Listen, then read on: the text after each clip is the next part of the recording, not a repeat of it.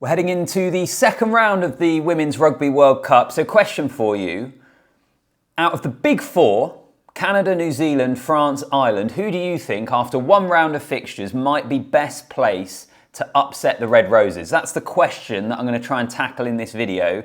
You can have your say in the comments section. Can you see anyone beating the Red Roses? They are such heavy favourites for this home World Cup. It would be a huge shock if they weren't to win it. Do you think there's any chance that any of those four teams do? Welcome back to the channel. Let me know down below. Like the video as well and subscribe to the channel if you haven't already. I did a video after England's opening game of the World Cup against the USA. Basically for the Women's World Cup, I'm covering the England games. Unfortunately for the pool stages, not in person, but I will be speaking about those. And then I'm going to tackle different topics depending on how qualified, I suppose, I feel I'm able to contribute towards it. As all of you will know, I work in the media, or most of you will probably know, I work in the media, which when I get sent something like a Lions tour is brilliant because it means I'm absolutely stuck in the middle of it, but don't tend to cover as much women's rugby. I was at Crystal Palace on Sunday, for example, back to doing football as well. So I was covering the football as well. I'm covering the Women's World Cup, but not in as much detail as I would like, but I will still be doing my best to try and cover it on the channel. And this question really fascinates me. The whole psychology of this Women's World Cup really interests me. England are so ridiculously dominant.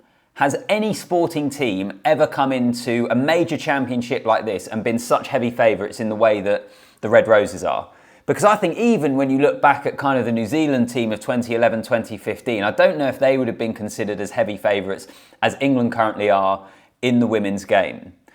But there are the big four, as I say, Canada, New Zealand, France, Ireland. Those are probably the four teams that you could make a case for being able to beat England. I want to start with Canada because they are currently second in the world rankings.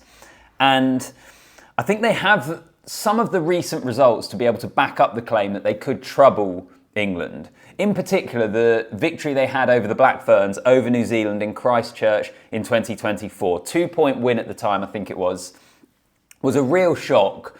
But also watching them in their first game at the weekend, I thought they looked really slick. I think they clearly look like a side that are operating at a really high level, which is amazing because if you're not aware, the backstory to this is they've had to self-fund. It's almost like a GoFundMe page to be able to help fund their World Cup journey and help fund the team. They're not fully professional when you compare that with England, who are now a fully professional outfit.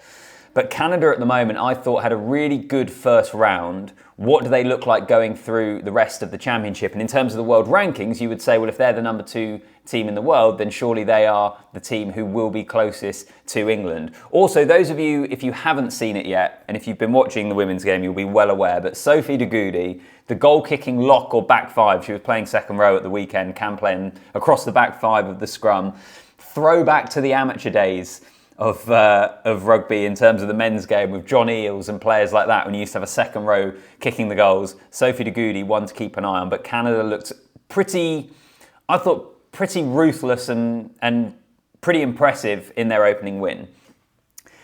But when tackling this topic and this question, we have to talk about the Black Ferns because they have been England's Achilles heel pretty much throughout the history of Rugby World Cups. England have won 2 Women's Rugby World Cups. The last one was in 2014 when they actually didn't have to play New Zealand because they got taken care of before the final. The USA won the inaugural Women's World Cup. England won the second, I think it was 94 and 2014. Outside of that, New Zealand have dominated this competition. And time again, particularly in the most recent editions, England have been the favourites and the Black Ferns have turned up and, as I say, been their Achilles heel. So is that going to happen again? What I would say is for New Zealand, and those of you that watched their opening game against Spain at the weekend, I think would probably agree with me. They didn't look great, not in the first half. They ended up winning it comfortably, which they were always going to do. For context, England put 90 points on Spain in their World Cup warm-up. What was it, 50, 60 that New Zealand put on them at the weekend? I don't think New Zealand looked anywhere near as slick or as impressive as they have done previously. The question here is how can they build throughout this Women's World Cup? And could they find the right level? And then do they just have a psychological advantage over England? If they get to a Twickenham final against the Red Roses, hopefully a sellout, certainly going to be very close to a sellout at Twickenham, all the pressure on England. What sort of psychological impact does that have on the England team? I think that's the thing that fascinates me about New Zealand, but they also have to get there because they're in Ireland's group, who I'm going to come on to at the end. And that game is going to be absolutely massive for what side of the draw those two teams end up on. What about France? Well, England and France are the two best teams in the Women's Six Nations, have been for years and years. France, again, I don't think have looked great. They won 24-0 against Italy at the weekend. They were beaten comfortably by England. England put 40 points on them in the warm-up games. And when I look at France, England have had such recent dominance over them that they just have their number. I suppose the caveat to that was the most recent Six Nations. England won, but they won by a single point. Is there, to go back to the psychology, is there a kind of psychological element there that France might feel, do you know what? Yes, we have lost this team multiple times in a row now, but we were within a point of them. If we face them at their home World Cup with all the pressure, kind of going back to the point I was making about New Zealand, do France feel more comfortable taking them on because they do so regularly, and despite losing, they've got close to them recently, and they might be able to feel that they're able to push them and able to get close, and then the psychology comes in, the pressure of a home World Cup, all that sort of thing. It's still, I think, a bit of a stretch, and I don't think France have looked that impressive early on. Again, let's see how they build throughout the competition. I'll finish up with Ireland, because they have been rejuvenated in the last year or so. They beat New Zealand last year in WXV.